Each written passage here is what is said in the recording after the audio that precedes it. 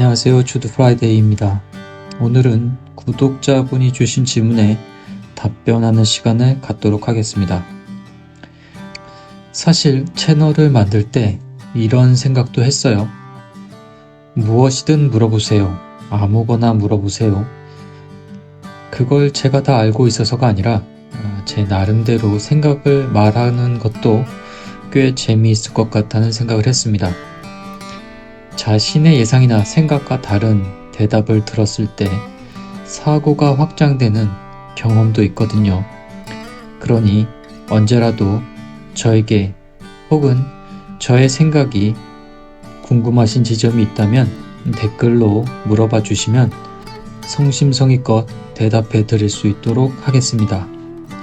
오늘은 웹툰을 연재하면서 재미난 이야기나 마감을 간신히 맞춘 이야기를 들려주세요 라는 요청이 있었습니다.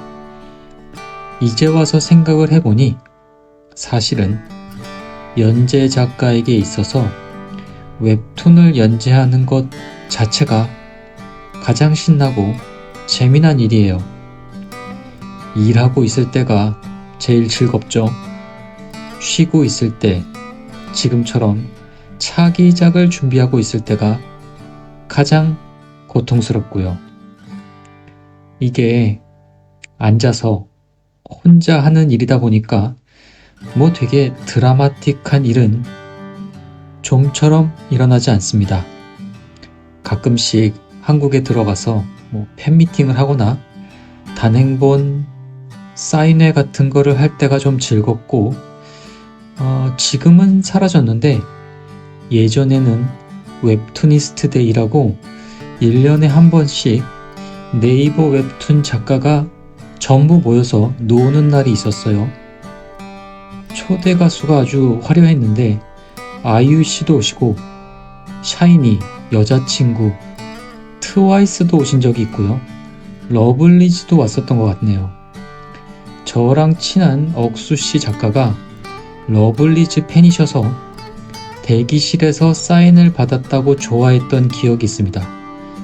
또 조금 알고 지내는 작가님이 살인 장난감의 꼬마비 작가님인데 그분은 늘 후드티에 검은색 마스크를 끼고 나타나세요. 그 웹툰니스트 데이에서 정말 제 어린 시절의 우상이었던 이현세 작가님도 뵙고요. 그런 행사가 있으면 제가 네이버 웹툰에서 연재를 하고 있다는 게 좀 실감이 났죠. 그런 거 말고는 재미난 이야기가 없어서 마감을 간신히 맞춘 이야기를 하려고 했는데 저는 간신히 마감을 맞추는 걸 별로 좋아하지 않아요. 그래서 미리미리 일을 하는 편이라서 별로 간신히 마감을 맞춘 적이 없는 것 같아요. 대신 제가 연재를 앞두고 코로나에 걸린 적이 있는데 그 얘기를 해볼까 합니다. 아시겠지만 제가 인도에 살고 있잖아요. 기억이 나실지 모르겠지만 인도에서 코로나 델타 바이러스로 아주 힘들었던 시기가 있었습니다. 저는 그때 네이버에서 트로이 목마라는 웹툰을 연재하고 있을 때인데 그 작품은 제가 다 그린 게 아니라 그림 작가님과 함께 작업을 하는 거라서 콘티만 그림 작가에게 넘겨드리면 되는 거였습니다. 그래서 연재가 다 완결되기 전에 몇 달 전에 완결 콘티까지 다 그려놓고 조금은 편안한 마음으로 차기작을 또 준비하고 있었어요. 사실 그때는 제가 이제 제가 그리는 만화는 그만해야겠다고 생각을 하고 전업 스토리 작가가 되어볼까 하다가 진짜 마지막으로 하나만 더 그려보자고 생각하고 그린 만화가 덜컥 승인이 난 거였어요. 기뻤죠.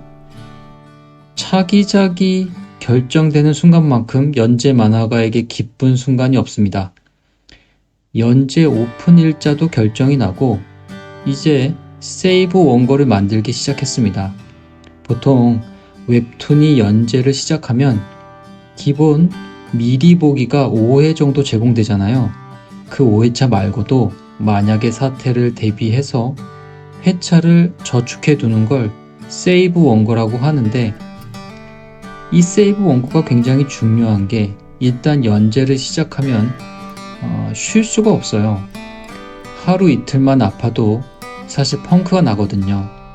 그래서 웹툰 작가가 연재하기 전에 최대한 많은 세이브 원고를 만들어 두려고 합니다.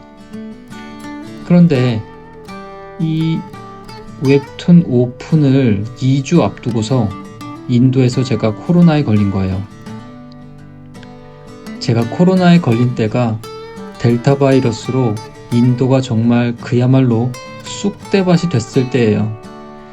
사람이 너무 많이 죽어서 화장터가 없을 지경이었고, 환자용 산소가 없어서 병실에 누워있던 환자들이 집단으로 사망하는 사건도 많이 있었거든요. 그때 한국 교민분도 많이 돌아가셨어요. 어차피 병원에도 못 가고 저는 그때 혼자 아파트에서 있었는데, 처음엔 좀 견딜만 해서 원고를 하다가 2, 3일 뒤엔가 해열제를 먹어도 체온이 떨어지질 않더라고요. 그때부터는 좀 겁이 나기 시작했습니다. 교민 단톡방이 있거든요. 거기 보면 제가 아는 사람이 돌아가셨다는 부고가 하나씩 올라오기 시작하고, 체온이 안 떨어지니까 겁이 나서 해열제를 먹다가 이게 옆에 사람이 없으니까 너무 많이 먹은 거예요. 계속 이상한 꿈을 꾸더라고요. 나중에 보니 이런 해열제에 환각 증상이 있다고 하더라고요. 그러다가 한밤중에 잠시 정신이 들었는데, 그때도 체온이 안 떨어져서 39도, 40도를 왔다 갔다 하더라고요. 큰일 나겠다 싶어서 옷을 다 벗고 샤워를 하다가 욕실에서 정신을 잃고 쓰러졌습니다. 시간이 얼마나 지났는지 저희 집 기사가 와서 저를 깨웠어요. 연락이 안 되니까 혹시 무슨 일이 생겼나 찾아온 거죠. 그리고 나서도 정신이 왔다 갔다 하더라고요. 큰 위기를 넘기기는 했지만 여전히 열은 떨어지지 않는 상태였고, 호흡도 나빠서 무의식 중에 신변을 정리해야겠다는 생각이 들었습니다. 그래서 조금이라도 정신이 있을 때 유서를 쓰고 일기장이랑 노트 같은 걸 없애야겠다는 생각이 들더라고요. 제가 죽고 누가 제 방에 들어와서 제 물건을 만지는 게 너무 싫은 거예요. 그래서 그날부터 물건들을, 제 짐들을 버리기 시작했습니다. 그때 버린 것들 중에 제일 아까운 게 책인데, 제가 한국에서 인도로 올 때 책을 많이 가져왔거든요. 인도에서는 한국 책을 구할 길이 없으니까 책을 많이 가져왔는데, 그 책을 다 버리고 옷도 거의 다 버리고, 생각해보면 그때는 정말 책 한 권 드는 것도 힘들 지경이었거든요. 왜 책을 그렇게 버리려고 애썼냐 하면, 제 습관 중에 하나가 책에 낙서를 하는 거예요. 일기처럼 감상평도 많이 쓰고요. 그런데 그 낙서를 보는 게 너무 싫은 거죠. 창피하기도 하고. 그런데 웃긴 게, 그렇게 정신이 반쯤 나간 상태로 책을 한 권, 두 권 봉투에 담아 버리고, 또 약을 먹고 잠들고 또 버리고 하다 보니까 그게 운동이 됐는지 조금씩 몸이 회복하기 시작했습니다. 지금 생각해보면 그때 버린 책들과 노트들이 무척 아까운데 또 한편에선 제가 그 짐들을 모두 버려서 살아난 것 같기도 해요.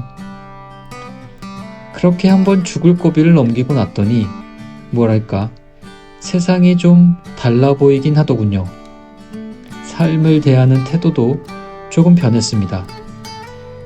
원래 보너스를 얻으면 기분이 좀 홀가분해지잖아요.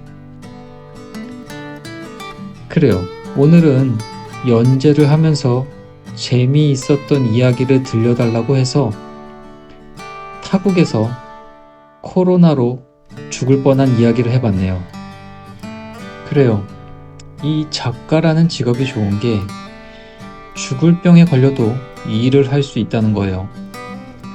딱히 뭐 자본금이 필요한 것도 아니고 사무실이 필요한 것도 아니고요.